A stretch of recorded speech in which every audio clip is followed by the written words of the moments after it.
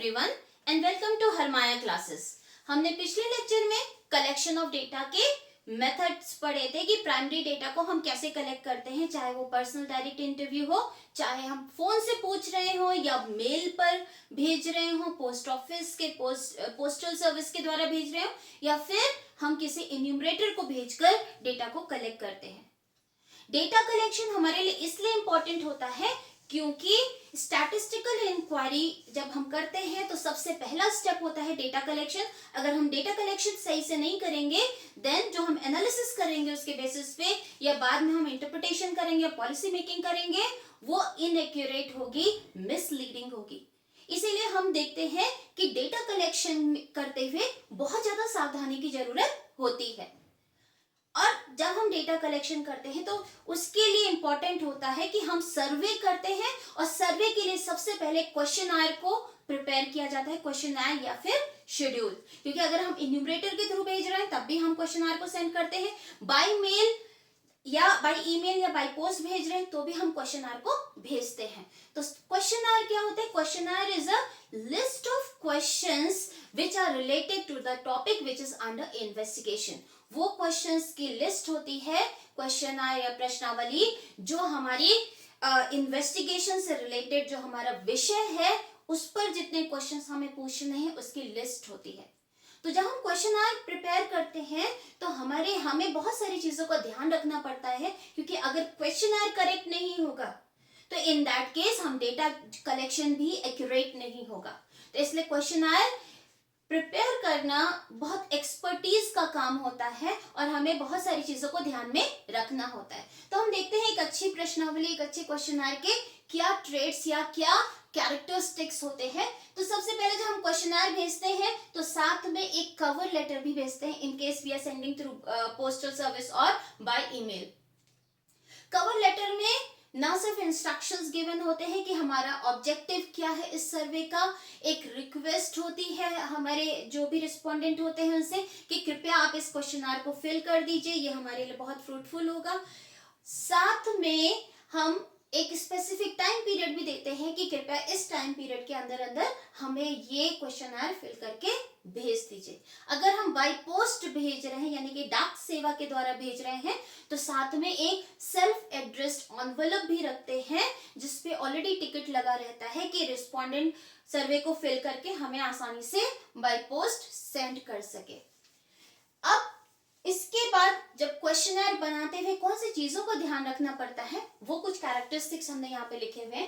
First है the number of question should be small. जो प्रश्नों की संख्या होती है वो छोटी होनी चाहिए। अगर बहुत ज्यादा प्रश्न लिखेंगे हम तो ऐसी स्थिति में जो रिस्पोंडेंट है वो इंटरेस्टेड नहीं होगा उस क्वेश्चनआयर को फिल करने में। मान लीजिए मेरे पास ईमेल पर एक क्वेश्चनआयर आता है, उसमें 50 क्वेश्चंस होते हैं, then I will not be interested in filling that question survey because इतना टाइम ही नहीं, कौन 50 क्वेश्चन पढ़े, it will be monotonous for me, मेरे लिए बोरिंग होने लगेगा। तो एक आइडियल साइज जो हम क्वेश्चनआयर का मानते हैं वो 15 से 20 क्वेश्चन सफिशिएंट होते हैं। तो एक क्वेश्चनआयर की जो साइज होती है छोटी होनी चाहिए, यूजुअली 15 से 20 क्वेश्चन होने चाहिए। Question should be arranged logically. जो प्रश्नों को हम अरेंज कर रहे हैं उसका एक लॉजिकल ऑर्डर होना चाहिए। सबसे पहले तो हमारे जनरल क्वेश्चन होने चाहिए, फिर हमारे पास हमारे स्पेसिफिक क्वेश्चन जो हमारे विषय वस्तु से रिलेटेड होंगे उन्हें लिखना चाहिए। जनरल क्वेश्चन जैसे आपका नाम क्या है, आप कहाँ रहते हैं, आप कहाँ जॉब करते हैं, ये हमारे जनरल क्वेश्चन हो जाते हैं। उसके बाद अगर हमें किसी के इनकम के बारे में पूछना है तो उससे रिलेटेड हम क्वेश्चन पूछेंगे। दूसरी चीज हमारा ऑर्डर सही होना चाहिए। मान लीजिए हमें किसी के इनकम के बारे में पूछना है, हम पूछेंगे आप कितनी इनकम जनरेट करते हो, आपकी सैलरी क्या है। किसी ने बताया हाँ मेरी आय 50,000 है। अब हम पूछेंगे क्या आप एम्प्लॉयड हो, क्या आप जॉब करते हो या सर्विस करते हो। तो इन दैट केस हमारे क्वेश्चन की जो ऑर्डरिंग है वो सही नहीं। मैंने इनकम पूछ लिया इसका मतलब कि बंदा एम्प्लॉयड है ही। अगर उसने बताया हाँ मेरी इनकम है तो सबसे पहले मुझे क्या पूछना चाहिए कि क्या आप कहीं पे जॉब करते हैं या आपका अपना बिजनेस है। वो व्यक्ति कहेगा हाँ मैं जॉब करता हूँ या बिजनेस है। इन दैट केस अच्छा आपकी जो इनकम है कितनी है, तब वो बताएगा मेरी इनकम कितनी।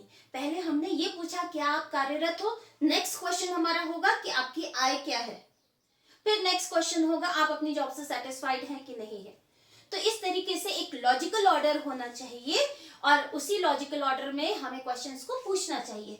नेक्स्ट है question should be short and simple. जो प्रश्न हम बना रहे हैं वो प्रश्न बहुत लंबे प्रश्न नहीं होने चाहिए, क्योंकि अगर बहुत लंबा प्रश्न होगा तो हमारे जो दिमाग है उसको प्रोसेस करने में टाइम लगेगा।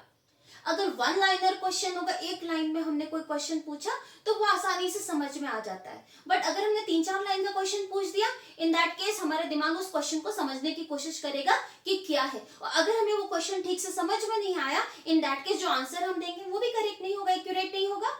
और जब वो हम आंसर एक्यूरेट नहीं होगा, इन दैट केस हमारे डेटा कलेक्शन फॉल्टी होगा और उसके बेसिस पे जो हम पॉलिसी मेकिंग करेंगे एनालिसिस के बाद वो भी फॉल्टी होगी। इसीलिए बहुत जरूरी है कि हमारे जो क्वेश्चंस हैं वो शॉर्ट, छोटे होने चाहिए, सिंपल मतलब इजी टू अंडरस्टैंड होने चाहिए, सभी को समझ में आने चाहिए सरलता से। नेक्स्ट है ambiguous question should be avoided. हमें ऐसे क्वेश्चन नहीं पूछने चाहिए जिसका अर्थ अलग अलग लोगों के लिए अलग अलग होता है। एम्बिगुअस मतलब होता है जिसके अनेक अर्थ हो सकते हैं। मेरे लिए उस क्वेश्चन का अर्थ दूसरा है, आप किसी और से पूछ रहे हैं, उसके लिए उस प्रश्न का अर्थ दूसरा है, तीसरे के लिए उस प्रश्न का अर्थ तीसरा है। तो मैं अपने पॉइंट ऑफ व्यू से आंसर दूंगी, दूसरा बंदे ने जो उस क्वेश्चन का जो अर्थ समझा उसके पॉइंट ऑफ व्यू से आंसर देगा, तीसरे बंदे ने जो उस क्वेश्चन की मीनिंग समझी वो अपने पॉइंट ऑफ व्यू से आंसर देगा। तो हमें इस तरह के क्वेश्चन नहीं पूछने चाहिए, हमें बिल्कुल स्पेसिफिक क्वेश्चन पूछने चाहिए कि हम अपने प्रश्न में क्या जानना चाहते हैं। मान लीजिए अगर मुझे चाइनीज ईटिंग हैबिट के बारे में पूछना हो तो हमारा प्रश्न क्या होना चाहिए, क्या आप चाइनीज रेस्टोरेंट में जाना पसंद करते हैं। तो इन दैट केस हमारा स्पेसिफिक जो भी रिस्पोंडेंट होगा वो क्या बोलेगा, हाँ या तो हम जाना पसंद करते हैं चाइनीज रेस्टोरेंट में, या हम रेस्टोरेंट में जाना पसंद नहीं करते हैं। लेकिन अगर मैंने क्वेश्चन पूछा सिंपली क्या आप रेस्टोरेंट जाना पसंद करते हो, तो इन दैट केस शायद मैं कॉन्टिनेंटल जाना पसंद करूंगी, तो मैं बोलूंगी हाँ मुझे रेस्टोरेंट पसंद है जाना। दूसरा वाला शायद वेजिटेरियन रेस्टोरेंट जाना पसंद करता तो वो बोलेगा हाँ मैं वेजिटेरियन रेस्टोरेंट पसंद करता हूँ। तीसरा वाला शायद मुगलाई खाना पसंद करता है, तो वो अपने हिसाब से बोलेगा कि हाँ मैं मुगलाई रेस्टोरेंट जाना पसंद करता हूँ जहाँ मुगलाई खाना मिलता हो। चौथा शायद थाई एंड इटालियन फूड वाले रेस्टोरेंट के बारे में बोले। तो मेरा क्वेश्चन जो मैं क्या जानना चाहती हूँ, मैं तो चाइनीज के बारे में जानना चाहती हूँ, लेकिन 4 लोगों ने मेरे उस प्रश्न को अलग अलग तरीके से समझा और चारों लोगों ने अलग अलग अपने अपने हिसाब से आंसर दिया। तो इन दैट केस ये एम्बिगुअस क्वेश्चन हो गया जिसके लिए अलग अलग लोगों के लिए अलग अलग मीनिंग होती है। तो इसीलिए एम्बिगुअस ना पूछ के स्पेसिफिक क्वेश्चन पूछना चाहिए जो विषय से सीधा सीधा रिलेट या संबंधित हो। नेक्स्ट क्वेश्चन है personal question should be avoided.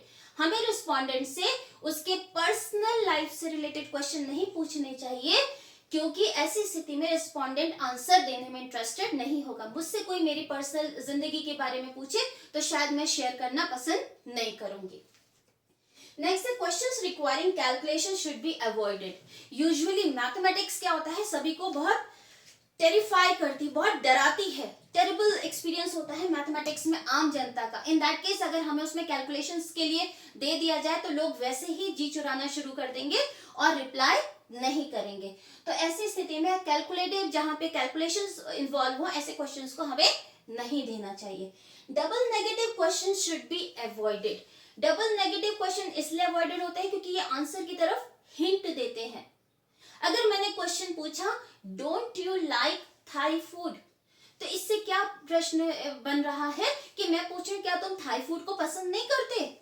तो इसमें नेगेटिव वर्ड्स 2 बार आए, don't you like Thai food. इसका मतलब है कि हम यहाँ पर हिंट दे रहे हैं आंसर का कि आप थाई फूड को पसंद नहीं करते हैं। तो इस तरह के प्रश्नों को हमें नहीं पूछना चाहिए। सिंपल हम पूछ सकते हैं do you like Thai food, क्या तुम्हें थाई फूड पसंद है, तो वो आंसर अपने हिसाब से देगा यस या नो।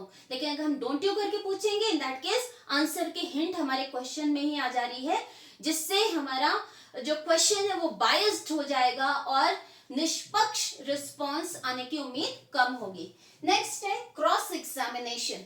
हमें प्रश्न ऐसे पूछने चाहिए कि हमने जो प्रीवियस क्वेश्चन पूछा है उसका क्रॉस एग्जामिनेशन भी हो जाए, ये पता वेरिफिकेशन हो जाए कि जो बंदे ने जो रिस्पोंडेंट ने आंसर दिया है वो आंसर करेक्ट है कि वो आंसर करेक्ट नहीं है, शायद कहीं गलत तो नहीं दे रहा। मान लीजिए किसी से आपने पूछा आपकी एज क्या है, अब उसको सप्लीमेंट करने के लिए हमें डेट ऑफ बर्थ का हम क्वेश्चन कहेंगे, अच्छा अपनी डेट ऑफ बर्थ लिखिए। तो क्या हुआ, पहला क्वेश्चन एज का क्रॉस एग्जामिनेशन कैसे हो गया, डेट ऑफ बर्थ से। तो इसी तरीके से हमें क्वेश्चंस ऐसे बनाने चाहिए कि जो भी रिस्पोंडेंट ने क्वेश्चंस दिए हैं, आंसर दिया है, कहीं ना कहीं अगले क्वेश्चन में उसको रीचेक क्रॉस एग्जामिनेशन हो सके, वेरिफिकेशन हो जाए कि प्रीवियसली दिया हुआ क्वेश्चन करेक्ट है कि आंसर दिया करेक्ट है कि नहीं है। तो ये सारे कैरेक्टरिस्टिक्स हैं जो एक प्रश्नावली क्वेश्चनर में होने चाहिए। अगर ये हम बाय पोस्ट या बाय ईमेल भेज रहे हैं तो इसे क्वेश्चनर कहेंगे, और अगर इन्यूमरेटर के हाथ साथ भेज रहे हैं तो इसी को हम शेड्यूल कहेंगे। लेकिन शेड्यूल और क्वेश्चनर एक ही चीज होती है, that means set of questions for survey. अब हम देखते हैं क्वेश्चंस के टाइप्स क्या होते हैं, टाइप्स ऑफ क्वेश्चंस। देखिए क्वेश्चंस हमारे क्लोज एंडेड भी हो सकते हैं,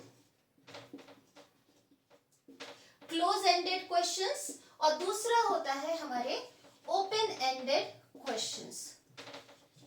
सबसे पहले हम देखते हैं ओपन एंडेड क्वेश्चंस क्या होते हैं। ओपन एंडेड क्वेश्चन ये होते हैं जिसमें रिस्पोंडेंट अपने हिसाब से आंसर दे सकता है, जिसमें अपने विचार व्यक्त कर सकता है। फॉर एग्जाम्पल, अगर मैंने किसी से पूछा क्या तुम्हें घूमना पसंद है, तो व्यक्ति के पास ज्यादा बताने के लिए कुछ नहीं होगा, सिर्फ हाँ या ना में जवाब देगा। लेकिन अगर मैंने उसको बोला कि आप घूमने के बारे में या ट्रैवलिंग के बारे में अपने विचार व्यक्त कीजिए, तो इस स्थिति में जो रिस्पोंडेंट है उसके दिमाग में जो भी होगा वो सारी चीजें वो उसमें एक्सप्रेस कर सकता है। तो ओपन एंडेड क्वेश्चन क्या होते हैं, जिसमें रिस्पोंडेंट के पास अपने विचार व्यक्त करने के लिए ऑप्शन रहता है। दूसरी तरफ क्लोज एंडेड क्वेश्चन होते हैं। क्लोज एंडेड क्वेश्चन जो है इसमें रिस्पोंडेंट अपने विचार व्यक्त नहीं कर सकता है। ये दो तरीके के होते हैं। फर्स्ट है टू वे क्वेश्चन।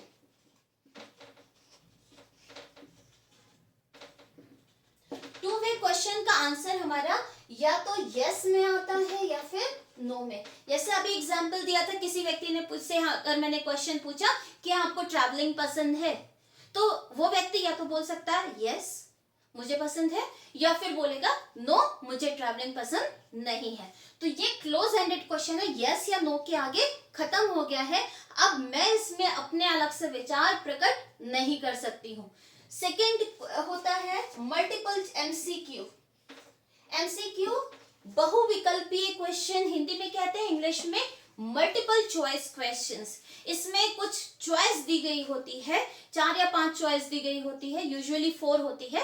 उन चॉइस में से हमें कोई एक चीज को सिलेक्ट करना होता है, उससे मल्टीपल चॉइस क्वेश्चन कहते हैं। इसमें भी रिस्पोंडेंट के पास अपने विचारों को प्रकट करने के लिए अलग से कोई अपॉर्चुनिटी नहीं होती है।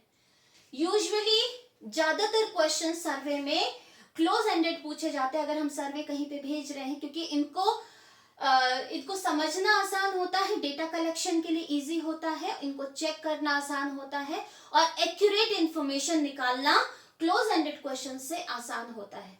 अगर मुझे किसी के बारे में पूछना है कि इनकम कितनी है, तो इनकम का हम एक ग्रुप दे देंगे 10 से 20, 20 से 30, 30 से 40, वो लोग क्लोज एंडेड क्वेश्चन हो जाते हैं।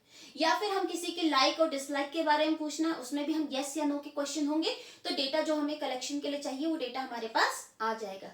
ओपन एंडेड क्वेश्चन में रिस्पोंडेंट अपने हिसाब से आंसर दे सकता है। जहां पे आवश्यक है ये क्वेश्चन जरूर डालने चाहिए सर्वे में, लेकिन इन क्वेश्चंस को वेरीफाई करना, इन क्वेश्चंस को समझना थोड़ा मुश्किल हो जाता है। तो यूजुअली क्लोज एंडेड क्वेश्चन ज्यादा सुटेबल होते हैं, लेकिन जहां आवश्यक होता है वहां ओपन एंडेड क्वेश्चन भी रखने चाहिए। अब हम देखते हैं, ये सबसे पहले हमने देख लिया कि हाँ क्वेश्चनर की कैरेक्टरिस्टिक्स क्या है। अगर हमने क्वेश्चनर को ठीक ढंग से प्रिपेयर कर दिया, इन दैट केस हमारा जो बेसिक काम है, फाउंडेशन है, वो फाउंडेशन हमारी करेक्ट हो गई। लेकिन फिर भी ये क्वेश्चनर की टेस्टिंग बहुत जरूरी है कि हमने ये क्वेश्चनर जो बनाया है ये वो हमारे ऑब्जेक्टिव को, जो सर्वे है उसके ऑब्जेक्टिव को पूरा कर रहा है कि नहीं कर रहा है, जिस चीज पर हम स्टडी कर रहे हैं उससे उससे रिलेटेड इंफॉर्मेशन ये रिट्रीव करने में सक्षम है कि नहीं है। इन दैट केस सबसे पहले हम उसको करते हैं, कहते हैं पायलट सर्वे। तो इसके लिए क्वेश्चनर को जो टेस्ट करते हैं इसको pre testing of the questionnaire भी बोलते हैं, जिसे हम पायलट सर्वे का मतलब है कि अगर हमें लार्ज पॉपुलेशन पर किसी चीज का अध्ययन करना है, किसी चीज का, इन दैट केस हमने क्वेश्चनर बनाया। अब हम क्वेश्चनर लार्ज पॉपुलेशन पर एक साथ नहीं भेजेंगे उनके पास, बल्कि एक छोटे से ग्रुप के पास उस क्वेश्चनर को भेजेंगे। ग्रुप में जो लोग हैं उस क्वेश्चनर का जवाब देंगे, फिर हमें उससे समझ में आ जाएगा वास्तव में कि जो हमने क्वेश्चंस पूछे हैं उन क्वेश्चंस पर जो रिप्लाई आ रहा है रिस्पोंडेंट का, वो मेरे ऑब्जेक्टिव को फुलफिल कर रहा है कि नहीं कर रहा, जो इन्फॉर्मेशन मुझे चाहिए वो इन्फॉर्मेशन आ रही है कि नहीं आ रही है। अगर वो इन्फॉर्मेशन नहीं आ रही है तो हम कुछ क्वेश्चंस को डिलीट भी कर सकते हैं, हटा सकते हैं, और कुछ दूसरे क्वेश्चंस को हम उसमें इंक्लूड कर सकते हैं। तो पायलट सर्वे, जिसको हम प्री टेस्टिंग भी बोलते हैं, प्री टेस्टिंग सर्वे, इसका मतलब है कि जो हमने क्वेश्चनर बनाया वो एक छोटे से समूह के पास पहले से एक्सपेरिमेंट करने के लिए या टेस्ट करने के लिए भेज देते हैं। मान लीजिए अगर मुझे एक राज्य के सभी कॉलेज के स्टूडेंट्स के हॉबीज की स्टडी करनी है, मतलब अगर मान लीजिए एक कोई राज्य है भारत का, उसमें जितने भी कॉलेज हैं उसको एक पर्टिकुलर स्टेट के, मान लीजिए उत्तर प्रदेश की बात करते हैं, उत्तर प्रदेश के जितने भी कॉलेजेस हैं वहां पे जितने बच्चे पढ़ रहे हैं, जितने स्टूडेंट्स हैं, उनकी हॉबीज के बारे में स्टडी करना है। तो बहुत सारे कॉलेज हैं, यूपी में बहुत सारे डिस्ट्रिक्ट्स हैं, हर जगह बहुत सारे कॉलेजेस हैं, तो हम सारे बच्चों के पास एक साथ नहीं जाएंगे, हम एक पर्टिकुलर कॉलेज को ले लेंगे, किसी एक कॉलेज को, उनके स्टूडेंट्स के पास हम ये क्वेश्चनर भेज देंगे और उनसे जो रिप्लाई आएगा उसके बेसिस पर हमें पता चल जाएगा कि हमारा जो ऑब्जेक्टिव है, हम जो विषय का अध्ययन कर रहे हैं उस विषय से रिलेटेड हमारे पास इंफॉर्मेशन आई है कि नहीं आई है। इन दैट केस अगर हमारे पास इंफॉर्मेशन नहीं आई है तो क्वेश्चंस में हम करेक्शन कर सकते हैं, क्वेश्चंस ऐड कर सकते हैं, क्वेश्चंस डिलीट कर सकते हैं, या फिर क्वेश्चंस को रीफॉर्म कर सकते हैं, रीफ्रेम कर सकते हैं, क्वेश्चंस की भाषा चेंज कर सकते हैं जिससे लोगों को समझ में आए। और एक बार अगर उसके बाद हमारे दोबारा से हम प्री टेस्टिंग करेंगे, प्री टेस्टिंग जरूरी नहीं है एक बार हुआ, हमने करेक्शन किया, हमने दोबारा से प्री टेस्टिंग के लिए भेजा, अब अगर हमारी इंफॉर्मेशन करेक्ट आ रही है तब हम जो है उस स्टेट के सारे कॉलेजेस के पास, सारे कॉलेजेस के सारे स्टूडेंट्स के पास इस क्वेश्चनर को भेज देंगे। लेकिन सबसे पहले पायलट सर्वे बहुत जरूरी है, क्योंकि इससे हमें अपने जो सर्वे है, क्वेश्चनर है, उसकी सफलता या असफलता के बारे में पता चल जाता है कि सक्सेसफुल है वो क्वेश्चनर कि सक्सेसफुल नहीं है। अब क्वेश्चनर बन गया है, तो क्वेश्चनर बनाने के बाद अब हम ये क्वेश्चनर लोगों के पास भेजेंगे जिससे सर्वे को कंडक्ट किया जा सके, सर्वे को किया जा सके। तो दो टेक्निक्स होती हैं सर्वे की, टेक्निक्स ऑफ सर्वे। सर्वे मतलब होता है लोगों के पास जाकर हम प्रश्न को जो पूछकर इंफॉर्मेशन को निकालते हैं उसे हम सर्वे कहते हैं। तो सर्वे की दो बेसिक टेक्निक्स होती हैं। पहली होती है सेंसस मेथड, इसको हिंदी में बोलते हैं जनगणना विधि।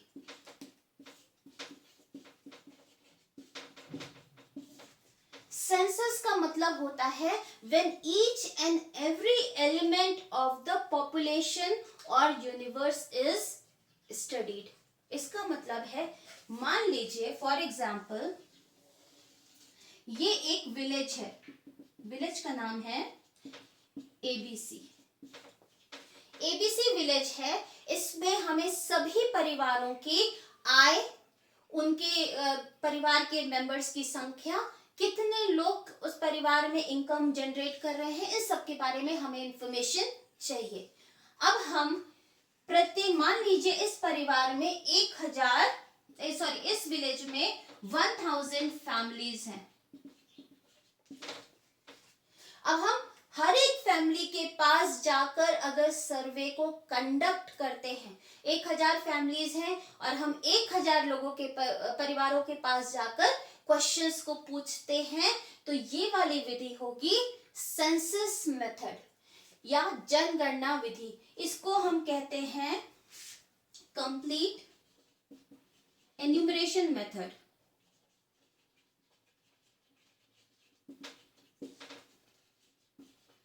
या फिर 100% एन्यूमरेशन मेथड, क्योंकि इसमें जितनी भी पॉपुलेशन होती है, जो जनसंख्या होती है, उसकी जितनी इकाइयां होती हैं, उन सभी इकाइयों का अध्ययन किया जाता है। इसीलिए इसमें 100% इन्यूमरेशन होता है, इसीलिए इसको कंप्लीट इन्यूमरेशन मेथड कहते हैं। अब सेंसस मेथड के अंतर्गत क्या होता है, जनसंख्या, जिसको हम इंग्लिश में पॉपुलेशन कहते हैं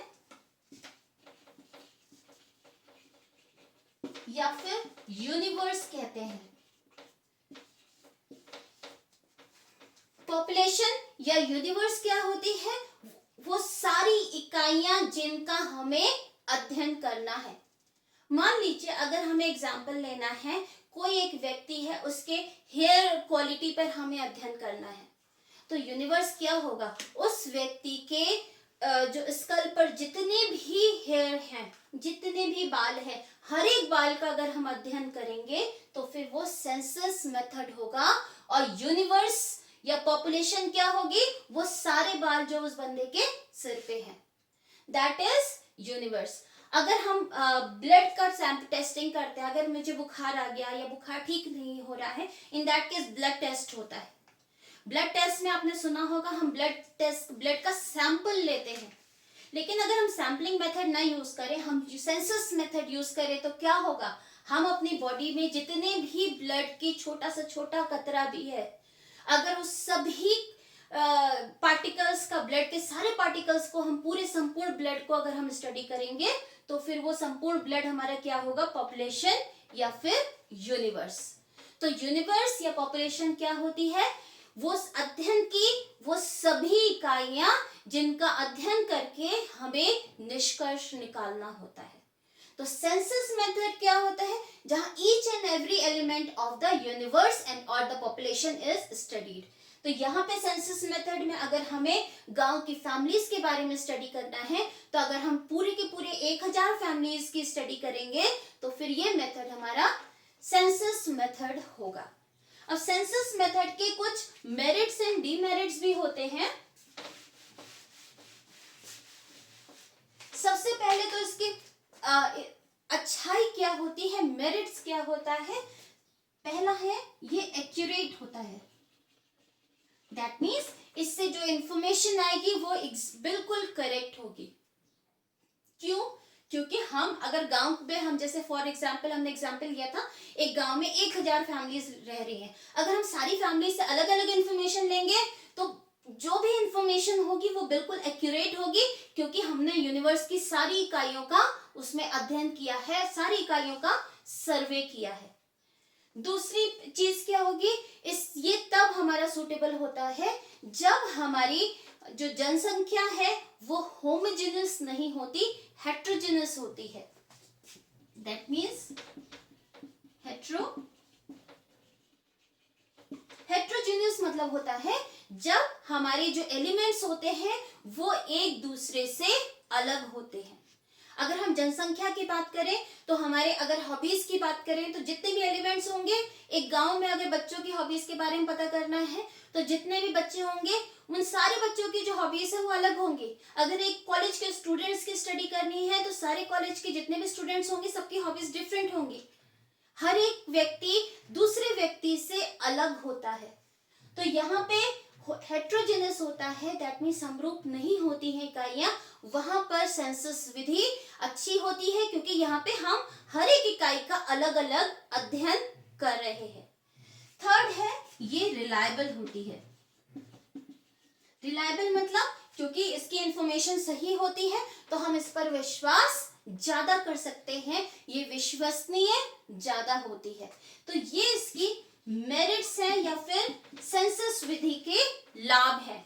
अब इसकी कुछ हानि भी हो जाती है। सबसे पहले तो हानि में या डीमेरिट्स की बात करें तो पहली डीमेरिट क्या है सेंसस विधि की, कि इसमें टाइम कंज्यूमिंग ज्यादा होता है, इसमें टाइम ज्यादा लगता है। अगर हम क्या कर रहे हैं, एक विलेज के में अध्ययन कर रहे हैं, विलेज के सारे परिवारों का अध्ययन करेंगे, 1000 परिवार के पास जाएंगे। अगर हमने 15 से 20 क्वेश्चन पूछा है, बनाया है, तो हम वो 20 क्वेश्चन पूछेंगे, फिर जो 20 आंसर मिलेंगे वो उन आंसर को हम रिकॉर्ड करेंगे, लिखेंगे। तो ऐसी स्थिति में बहुत ज्यादा टाइम लग सकता है। और ये तो मैंने एक छोटे से विलेज के बारे में बताया है। अगर हम यही चीज ऑल ओवर कंट्री करते हैं तो उसमें और ज्यादा टाइम लगेगा। तो इसलिए टाइम कंज्यूमिंग ज्यादा होता है क्योंकि सारी इकाइयों का हम अध्ययन एक साथ करते हैं। सेकंड इसमें प्रॉब्लम आती है, इसमें पैसा भी ज्यादा लगता है, कॉस्टली होता है। सेंसस मेथड हमारा कॉस्टली होता है। कॉस्टली इसलिए होता है क्योंकि जब हम सबके पास जाएंगे हमारे पास वक्त भी लगेगा, परिवहन पर भी खर्चा आएगा, और इसके बाद हम सबके डेटा को कलेक्ट करके लिख रहे हैं या कहीं पे रिकॉर्ड कर रहे हैं, उस सब चीजों में खर्चा आएगा। और फोर्थ इसमें सबसे ज्यादा प्रॉब्लमेटिक क्या होता है कि जहां पे हेट्रोजेनस होमोजेनस पॉपुलेशन होती है उनके लिए तो ये ठीक रहता है, लेकिन इसको ऑर्गेनाइज करना बहुत मुश्किल होता है। तो थर्ड हमारा क्या है, ऑर्गेनाइज करना। क्योंकि ऑर्गेनाइज करने की प्रॉब्लम आती है अगर हमें लार्ज स्केल पर सर्वे करना है। अगर जो हमारी पॉपुलेशन है वो दूर दूर रह रही है, मान लीजिए एक एग्जांपल देते हैं कि किसी भी हिल स्टेशन की या किसी उत्तराखंड, हमारे देश में पहाड़ों का एरिया है, अब उत्तराखंड के हम सभी गांव के बारे में स्टडी करनी है तो क्या होगा, हर एक गांव दूर दूर है और एक एक गांव में घर भी बहुत दूर दूर है और वो भी बहुत नीचे, कोई कहीं पे बहुत ऊपर चढ़ के जाना है, कहीं पे बहुत खाई में नीचे उतर के जाना है। तो ऐसी जगह सब तक पहुंचना भी मुश्किल होगा। और इस तरीके से क्योंकि हमारी जो जनसंख्या है, पॉपुलेशन है, वो बहुत डिस्पर्स्ड है, बिखरी हुई है, ऐसी स्थिति में उसको ऑर्गेनाइज करना भी हमारे लिए बहुत मुश्किल हो जाता है। तो ये हमारी सेंसस मेथड है। जब हम किसी जनसंख्या की सभी इकाइयों का अध्ययन करते हैं उसे सेंसस मेथड या जनगणना कहते हैं। इसका एक फेमस एग्जाम्पल है जो हमारे देश में हर 10 वर्ष के बाद जनगणना की जाती है। 1881 से पहली बार स्टार्ट हुई थी और इसके बाद लगातार हमारे यहाँ जनगणना हो रही है। आजादी के बाद सबसे पहले 1951 में हुई थी। लेटेस्ट जनगणना जो हमारे यहाँ हुई है वो 2011 में हुई है। अब नेक्स्ट जनगणना हमारे यहाँ 2021 में उसकी जो भी स्टडी है वो रिलीज होगी। दूसरा मेथड होता है, क्योंकि अभी इतनी सारी डीमेरिट्स के बारे में भी हमने पढ़ा कि सेंसस मेथड में कितनी सारी असुविधाएं होती हैं, तो अब दूसरा मेथड होता है जिसको बोलते हैं सैंपलिंग मेथड। इसको हिंदी में बोलते हैं प्रतिदर्श विधि। इसमें हम पूरे यूनिवर्स का अध्ययन नहीं करते हैं, संपूर्ण जनसंख्या या पॉपुलेशन का अध्ययन नहीं करते हैं, बल्कि एक सैंपल लेते हैं। A part of the population और universe is studied under sampling method. That means अगर मान लीजिए सेम एग्जांपल लेते हैं, विलेज ABC है और इसमें 1000 फैमिलीज हैं। अब हम जब पूरे के पूरे 1000 परिवारों का अध्ययन नहीं करेंगे, हम कुछ परिवारों को एज अ सैंपल स्टडी करेंगे।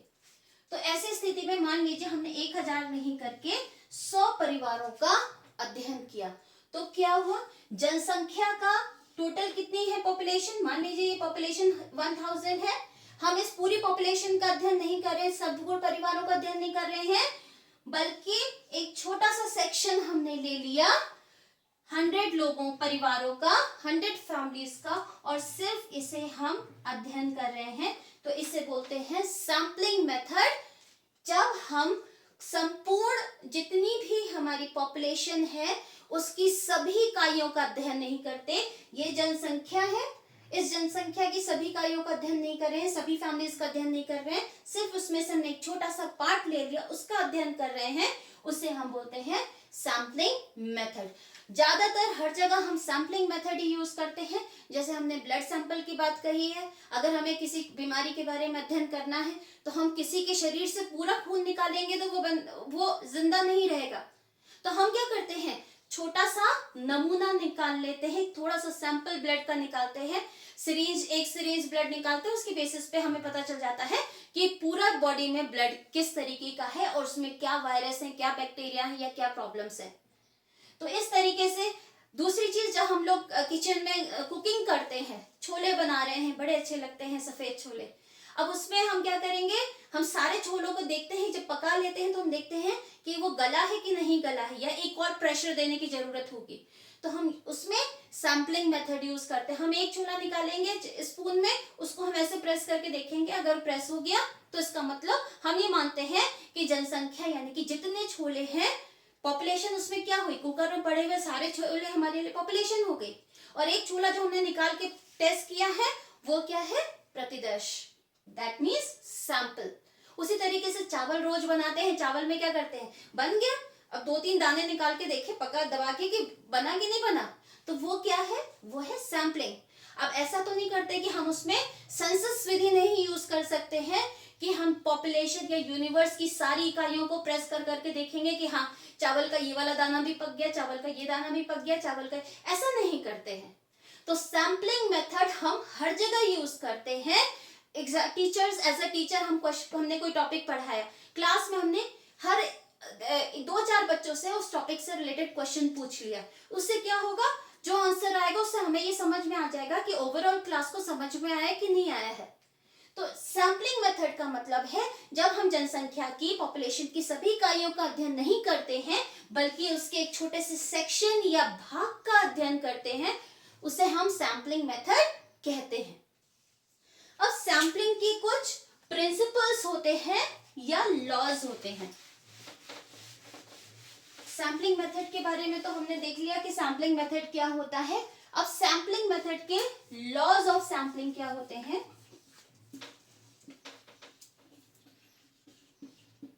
कि किन नियम के आधार पर हमें सैंपल को कलेक्ट करना होता है।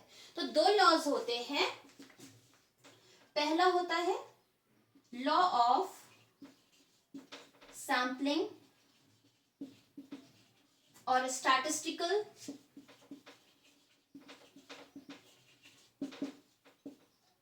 रेगुलरिटी।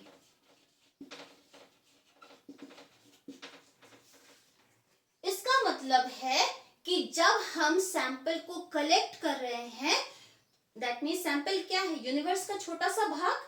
अब हम जब सैंपल को कलेक्ट कर रहे हैं तो हमें यह देखना है कि वो यूनिवर्स की सभी इकाइयों के चुने जाने की संभावना इक्वल हो। दैट मीन्स अगर हमारा ये विलेज है, इसमें 1000 फैमिलीज हैं, तो हम इनमें से इस तरीके से सिलेक्ट करेंगे कि सभी फैमिलीज के चुने जाने की जो प्रोबेबिलिटी होती है वो इक्वल हो। मैंने एक यहाँ ले लिया, एक यहाँ ले लिया, एक यहाँ, एक यहाँ, एक यहाँ, एक यहाँ, इस तरीके से मैंने 100 फैमिलीज को सिलेक्ट कर लिया। इसमें सभी फैमिलीज के चुने जाने की जो संभावना है समान होती है, इसको रैंडम सैम्पलिंग भी कहते हैं। तो लॉ ऑफ स्टैटिस्टिकल या फिर सैम्पलिंग रेगुलरिटी का मतलब है कि हम रैंडम सेलेक्ट कर रहे हैं और किसी एक विशेष इकाई को अलग से नहीं सेलेक्ट कर रहे कि हम उसको चूज करेंगे, उसको चूज करेंगे, उसको चूज करेंगे। ये मेरा निर्णय नहीं है, रैंडमली हमने पर्ची बनाई, जो भी नाम उस पर्ची में आ गए वो हमारे सैंपल के अंदर आएंगे। इससे क्या फायदा होता है इस रेगुलरिटी से, कि जो सैंपल निकल के आएगा, जो प्रतिदर्श निकल के आएगा, माना जाता है कि वो प्रतिदर्श पूरे जनसंख्या या पूरी पॉपुलेशन का रिप्रेजेंटेटिव होता है। जैसे हमने छोले किए हैं, छोले चेक किए, तो छोले हम ऐसा नहीं देखेंगे कि अच्छा उस कोने में एक अलग से छोला है हम उसको चूज करेंगे, या वो मुझे वो देखने में ज्यादा अच्छा लग रहा है, ऐसा नहीं है। रैंडमली हम कुकर में एक स्पून डालेंगे, जो छोला हाथ में आ गया हम उसको प्रेस करके देखेंगे, तो ये माना जाता है कि वो जो छोला हमने सैंपल निकाले हैं वो पूरे कुकर के सारे छोलों को रिप्रेजेंट कर रहे हैं, सभी छोलों को का प्रतिनिधि कर रहे हैं। दूसरा इसमें होता है law of inertia of large numbers, law of inertia of large numbers.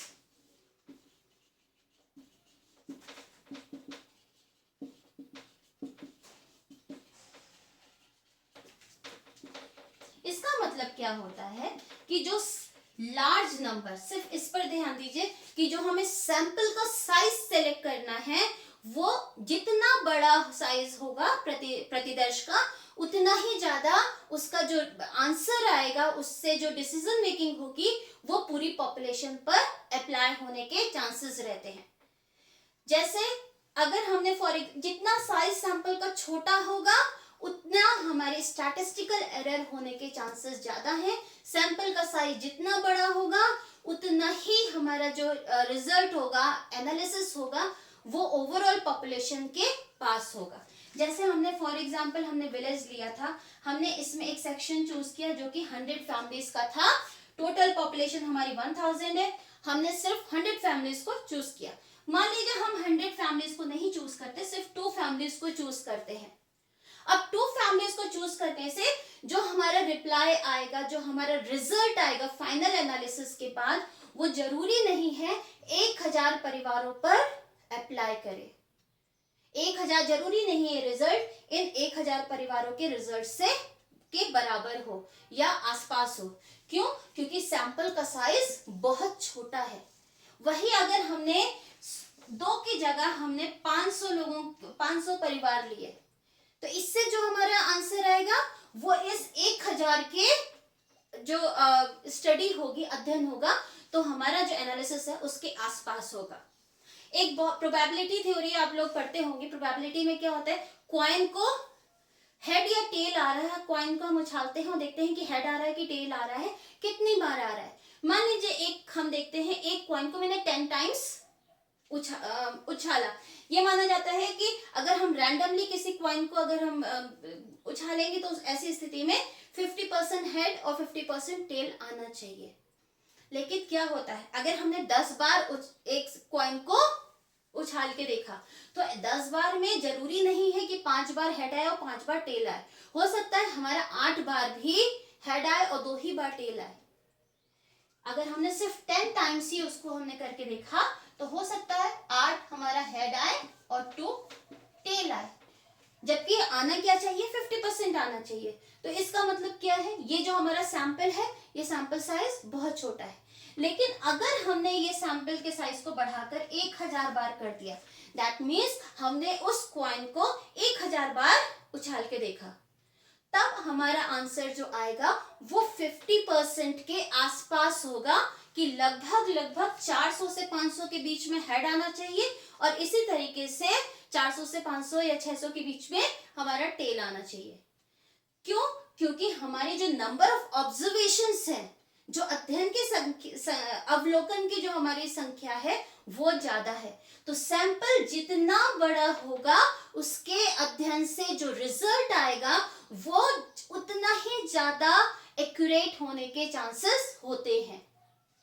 तो ये 2 लॉज होते हैं जिन पर हमारे सैंपलिंग निर्भर करता है। अब देखते हैं सैंपलिंग के लिए कुछ इसेंशियल चीजें होती हैं, आवश्यक चीजें होती हैं। एक अगर हम सैंपल को चूज करेंगे तो कुछ ऐसी आवश्यक चीजें होती हैं जिन्हें हमें ध्यान में रखना होता है कि एक आदर्श या सैंपल के लिए कौन कौन सी चीजें उसमें होनी चाहिए। तो essentials of a sample, that means sample के लिए क्या रिक्वायरमेंट होनी चाहिए, रिक्विजिट्स क्या होती हैं। तो पहला है रिप्रेजेंटेटिवनेस।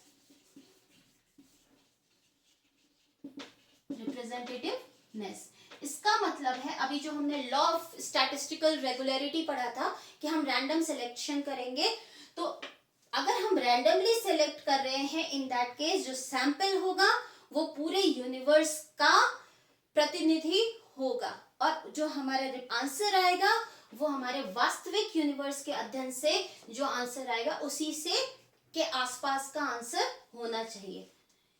रिप्रेजेंटेटिव का मतलब सिर्फ इतना है कि हम जो सैंपल को सेलेक्ट कर रहे हैं वो रैंडम सिलेक्शन कर रहे हैं, किसी बायस्ड या फिर प्रेजुडिस के बेस पे नहीं कर रहे हैं। सेकंड है हमारा जो सैंपल का साइज है, वो सैंपल साइज जो है हमारा लार्ज होना चाहिए या फिर एडिक्वेसी। इसका मतलब क्या है? Large sample. सैंपल में हम जो इकाइयां चूज कर रहे हैं, क्योंकि सैंपल क्या होता है? यूनिवर्स का एक भाग होता है, लेकिन हम वो जो भाग चूज कर रहे हैं वो इतना पर्याप्त होना चाहिए कि इसके अध्ययन से जो हमारा उत्तर आएगा या एनालिसिस आएगा, वो एनालिसिस पूरे यूनिवर्स को रिप्रेजेंट करे। तो रिप्रेजेंट करने का मतलब कि पहली चीज हम रैंडमली सेलेक्ट कर रहे हैं, दूसरा सैंपल का साइज पर्याप्त बड़ा होना चाहिए। जैसे एग्जाम्पल हमने पिछला वाला लिया था गांव के एग्जाम्पल, दूसरा हम एग्जाम्पल ले सकते हैं स्टेट के सभी कॉलेजेस के बारे में, स्टूडेंट्स के बारे में पढ़ना है। लेकिन अगर मान लीजिए हम किसी स्टेट के सिर्फ एक कॉलेज के 10 स्टूडेंट को स्टडी करेंगे, तो वो सैंपल का साइज बहुत छोटा होगा और सारे कॉलेजेस के स्टूडेंट्स को वो रिप्रेजेंट नहीं कर पाएगा। तो सैंपल का साइज हमारा एडिक्वेट होना चाहिए, इतना बड़ा होना चाहिए सैंपल का साइज कि हमें उससे जो आंसर आए वो यूनिवर्स के आंसर के बराबर हो। तीसरा है इंडिपेंडेंस। जो हम सैंपल की इकाइयां सेलेक्ट करते हैं यूनिवर्स की इकाइयों से, वो एक दूसरे से इंडिपेंडेंट होनी चाहिए। अगर मैं किसी इकाई को गांव में किसी विलेज में जो इकाइयों को चूज कर रही हूँ, वो ऐसा नहीं अच्छा मैंने इसको चूज किया है, ए को चूज किया है तो उसके पड़ोसी बी को भी चूज करना है, ऐसा नहीं होना चाहिए। मैं सारी परिवारों की क्या करूंगी? पर्ची डाल दूंगी और पर्चियों को मैं निकालूंगी, तो क्या होगा? सारी ही इकाइयां एक दूसरे से इंडिपेंडेंट हो सकती हैं। शायद मैंने ए चूज किया, यहाँ पे मेरा वाई आया, यहाँ पे पी आया, इस तरीके से रैंडमली सिलेक्शन हो जाएगा। तो इकाइयां क्या हैं? एक दूसरे से इंडिपेंडेंट होनी चाहिए, एक दूसरे से रिलेटेड नहीं होनी चाहिए। सैंपल के लिए एक बहुत इंपॉर्टेंट जो हमारा रिक्विजिट होता है वो होता है होमोजेनिटी। होमोजेनिटी मीन्स समरूपता। होमोजेनिटी मतलब कोई चीज समरूप हो, रंग रूप आकार साइज सब चीजों में कोई चीज एक जैसी हो, तभी हम सैंपल ले सकते हैं। और सैंपल से लिया गया जो एनालिसिस होता है वो पूरे यूनिवर्स की सारी एलिमेंट्स पर अप्लाई होगा। अगर सैंपल होमोजेनस नहीं है तो इस स्थिति में ये सैंपलिंग मेथड सक्सेसफुल नहीं होगा। फॉर एग्जाम्पल जैसे हम ब्लड का सैंपल लेते हैं, तो ब्लड का सैंपल होमोजेनस होता है। जितना अगर हम एक सिरिंज हमने जो ब्लड लिया है उसमें जो भी पार्टिकल्स होंगे, हमारी पूरी बॉडी में जितना ब्लड सर्कुलेट हो रहा है वो पार्टिकल उस पूरे ब्लड से मैच होंगे एग्जैक्टली। दैट मीन्स जो सिरीज में पार्टिकल्स हैं वो, और जो हमारे शरीर में पार्टिकल्स दौड़ रहे हैं ब्लड में, वो सारे एक दूसरे के समरूप होंगे, होमोजेनस होंगे। तो इसीलिए हम ब्लड सैंपल पे जो स्टडी करते हैं उसके बेसिस पर हम ये जान सकते हैं कि हमारे पूरे बॉडी में जो ब्लड सर्कुलेट हो रहा है उसमें ये डिफेक्ट्स है, या ये डेफिशिएंसी है, या ये चीज ज्यादा है। लेकिन अगर हमारे सभी ब्लड पार्टिकल्स अलग अलग होंगे तो फिर ये स्टडी सक्सेसफुल नहीं होती है। तो ये वहीं पे होगा जहां पे अध्ययन की सारी इकाइयां एक दूसरे से समान हो, तभी ये सक्सेसफुल होता है। तो आज की क्लास में हम इतना ही डिस्कस करते हैं। नेक्स्ट लेक्चर में हम देखेंगे कि सैम्पलिंग मेथड्स क्या होते हैं, किस तरीके से है सैंपल को कलेक्ट किया जाता है, सैंपल को बनाया जाता है। That's all for today. Thank you so much.